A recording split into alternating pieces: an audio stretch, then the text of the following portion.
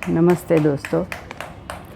आज मैं आपको बैठ के करने वाले 2 आसन के बारे में बताने वाली हूँ।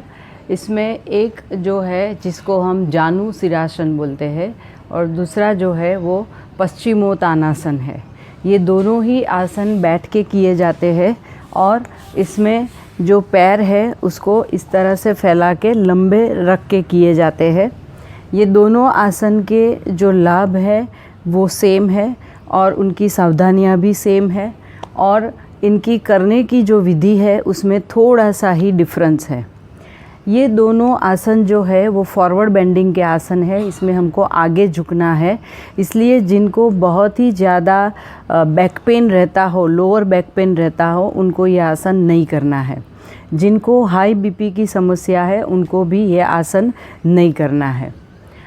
ये आसन जो है उसमें हम आगे की तरफ झुकते हैं, इसलिए हमारे जो पेट के स्नायु है वो सिकुड़ते हैं, तो उनको बहुत ही अच्छा सा मसाज मिलता है। पेट के ऊपर प्रेशर बनता है, इसलिए पेट के अंदर जितने भी हमारे अवयव है उनकी कैपेसिटी बढ़ती है।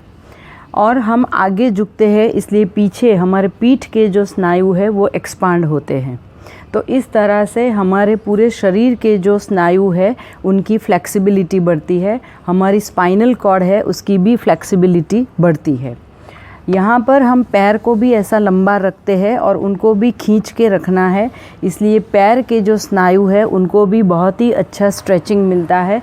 इसलिए इनकी भी पैर के जो स्नायु है उसकी भी फ्लेक्सिबिलिटी बढ़ती है। इसमें ये आसन भी हाइट बढ़ाने के लिए बहुत अच्छा आसन माना जाता है। इस आसन में मतलब ये इसको हमें अगर आसानी से करना है तो उसके लिए आसन करने से पहले कुछ क्रियाएं की जाती है जिसको हम फ्लेक्शन बोलते हैं। तो फ्लेक्शन करने से हम बहुत ही आसानी से हमारे आसन की पूर्ण स्थिति में जा सकते हैं। तो सबसे पहले हम जानु सिरासन करेंगे। तो जानु सिरासन के लिए जैसे मेरा बायां पैर है उसको मैं सीधा रखूँगी और जो दायां पैर है उसकी एड़ी को यहाँ पैर के मूल में दबा देना है और इस तरह से बिल्कुल सीधा बैठना है। ये पैर जो है मेरा बायां पैर जो है वो बिल्कुल सीधा रहेगा, घुटने भी उठने नहीं चाहिए और पैर का पंजा जो है वो अंदर की तरफ रहेगा। इसके बाद हमको दोनों हाथों को उठाना है, गहरी सांस को भरना है और सांस को छोड़ते छोड़ते स्पीड में आगे आना है।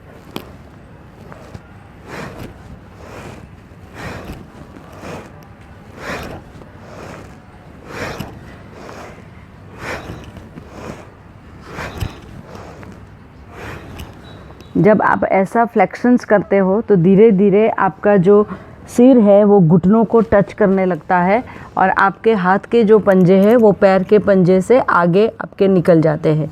तो इस तरह से स्ट्रेचिंग बढ़ता है और आसन आप बहुत ही इजीली कर सकते हो। तो अभी हम आसन में जाएंगे। तो इसके लिए सबसे पहले इस स्थिति में हमको बैठना है, बिल्कुल सीधा बैठना है, गर्दन और कमर को बिल्कुल सीधा रखना है। दोनों हाथ को फिंगर लॉक करके ऊपर खींचना है, सांस भरते भरते ऊपर खींचना है। जितना आप दोनों हाथों को खींच सकते हो उतना खींचना है। उसके बाद आपको आपके बाएं पैर की तरफ आगे झुकना है और बाएं पैर के अंगूठे को इस तरह से पकड़ लेना है। दोनों कोहनियों को ज़मीन से टच करना है और आपका जो सिर है वो भी ज़मीन से टच होना चाहिए। अगर आप अंगूठे को पकड़ के कोहनियों को नीचे टच नहीं कर सकते हो तो कोई बात नहीं, यहाँ एंकल जॉइंट से भी आप पकड़ सकते हो। एंकल जॉइंट से आप दोनों हाथों से पकड़ के रखो और फिर अपना जो सिर है उसको घुटनों से लगाना है। घुटनों से पैर उठना नहीं चाहिए, ठीक है। एक सामान्य सांस प्रश्वास चलती रहेगी। इस स्थिति में आपको कम से कम आधा मिनट रुकना है। उसके बाद जब आप वापस आना चाहो तो दोनों हाथों को ऐसे सीधा करके सिर को उठाना है और फिर सांस भरते भरते ऊपर आना है। इसी तरह से हम अभी दूसरे पैर से भी करेंगे। तो अभी राइट लेग को मैंने सीधा किया है और लेफ़्ट लेग जो है उसकी एड़ी को मैं राइट लेग के मूल में लगा दूंगी इस तरह से। इसके बाद सांस भरते भरते पहले फ्लेक्शन करेंगे।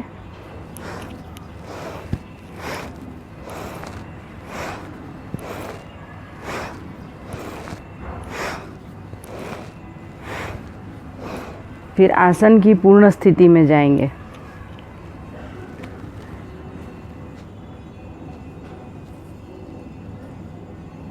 कोहनियों को नीचे टिका देना है।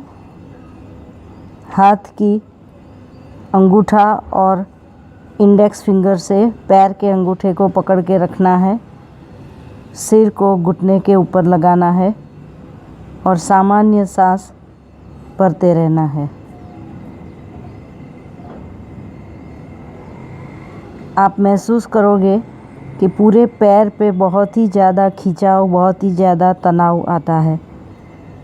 फिर धीरे धीरे धीरे सिर को उठाना है और फिर हाथ को ऐसे उठा के अपनी सामान्य स्थिति में वापस आना है। तो ये जानु सिरासन दोनों पैर से किया जाता है, बारी बारी, एक बार राइट लेग एक बार लेफ़्ट लेग, इस तरह से किया जाता है।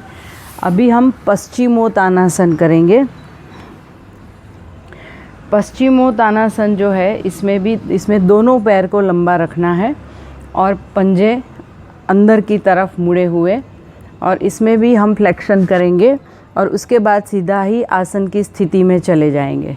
सीधा बैठना है, गर्दन और कमर को सीधा, दोनों हाथ को फिंगर लॉक करके ऊपर आकाश की तरफ, हथेलियाँ आकाश की तरफ खुली, सांस भरनी है और फिर छोड़ते छोड़ते आगे झुकना है और सिर को घुटनों से लगाने की कोशिश करनी है।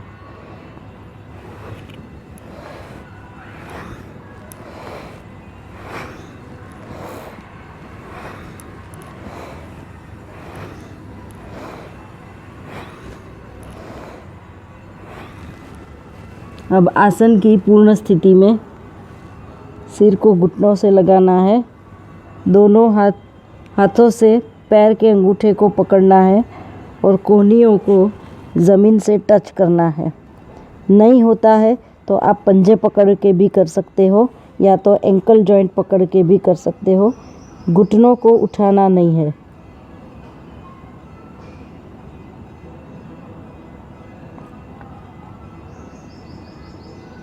कम से कम आधा मिनट आसन की पूर्ण स्थिति में रहना है, तभी आपको सभी आसन के लाभ मिलते हैं। इसके बाद जब आप वापस आना चाहो तो हाथों को सीधा करके सिर को उठाना है, फिर सांस भरते भरते ऊपर आना है। तो ये दोनों ही आसन पेट और कमर के लिए और अपने पैरों के लिए बहुत ही अच्छे आसन माने जाते हैं। और इसमें सावधानियां मैंने आपको बता ही दी है कि क्या सावधानियां रखनी है। पेट की कोई भी तकलीफ़ है, मतलब गैस है, कब्ज़ है, एसिडिटी है, तो उसके लिए भी ये आसन बहुत ही अच्छा माना जाता है। आप जो फ्लेक्शंस करते हो उससे भी आपकी पेट की जो चर्बी है वो कम होती है। तो जो एब्डोमिनल फैट जो होती है, पेट की जो चर्बी है, बेली फैट जिसको बोलते हैं, उसको अगर कम करना है तो भी ये आसन बहुत ही उपयोगी आसन माना जाता है। तो दोस्तों, मैं आशा रखती हूँ कि मेरा ये वीडियो आपको बहुत ही पसंद आया होगा। अगर पसंद आया है तो उसको लाइक ज़रूर कीजिएगा, और अगर अभी तक आपने मेरी चैनल को सब्सक्राइब नहीं किया है तो उसको सब्सक्राइब भी कीजिएगा और बेल आइकन भी दबाना मत भूलिएगा। अभी अगले वीडियो में मैं आपको अच्छी नींद और अच्छी इम्यूनिटी के लिए कौन से प्राणायाम करने चाहिए उसके बारे में मैं बताऊंगी। तब तक के लिए धन्यवाद। ओम।